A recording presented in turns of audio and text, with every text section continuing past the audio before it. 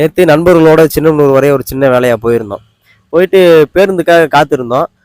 பக்கத்தில் ஒரு தேநீர் கடையில் தேநீர் சாப்பிட்டு உட்காந்தோம். அங்கே அங்கே ஒரு அம்மா குழந்தையோட பால் ஊட்டும் அறைக்கு உள்ளே கொண்டு போனாங்க. கொண்டு போன உடனே திருப்பி என்ன வேகத்தில் வந்தாங்க தெரியல, அப்படி மூக்கை பொத்திக்கிட்டு வெளியே வந்தாங்க.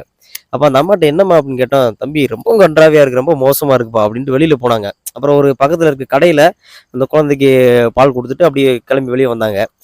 அப்ப நாங்க என்னடா அவ்வளோ கண்றாவியாவா இருக்கு அப்படின்னு சொல்லிட்டு உள்ள போய் பார்த்தோம். கழிவையோட ரொம்ப மோசமா, சாராய பாட்டிலு ரொம்ப வார்த்தையில சொல்ல முடியாது. அந்த அளவுக்கு ரொம்ப மோசமா இருந்துச்சு அந்த இடமே. அப்படியே சரின்னு திரும்பி வந்து பார்த்தா எல்லாரும் வெளியில நிக்கிறாங்க மொட்டை வெயில்ல. சரி அங்க உட்கார்றதுக்கு இருக்கையெல்லாம் இருக்கு. எல்லாமே நல்ல செட்டப்போட தானே வச்சிருக்காங்க. அங்க போய் உட்காரலாம்ல அப்படின்ட்டு நாங்களும் சரி போய் உட்காருவோன்ட்டு போனா, அங்கேயும் கழிவறையோட ரொம்ப மோசமா, ஒரு சுத்தம் சுகாதாரம் எதுவுமே இல்ல. ரொம்ப மோசமா இருக்கு. நகராட்சி நிர்வாகம் இதை பார்க்கலையான்னு தெரியல. பக்கத்தில் இருக்கவங்களாம் கேட்டால் அதெல்லாம் நாங்கள் சொல்லியாச்சு, வலுவெல்லாம் கொடுத்தாச்சு, யாரும் எந்த ஒரு நடவடிக்கை எடுக்க மாட்டாங்க அப்படின்ற மாதிரி சொன்னாங்க. நாங்களும் அதை போய் பார்த்தோம்.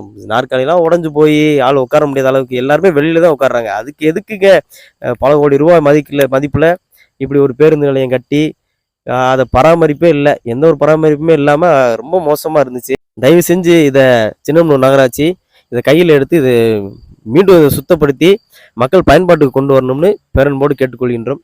நன்றி.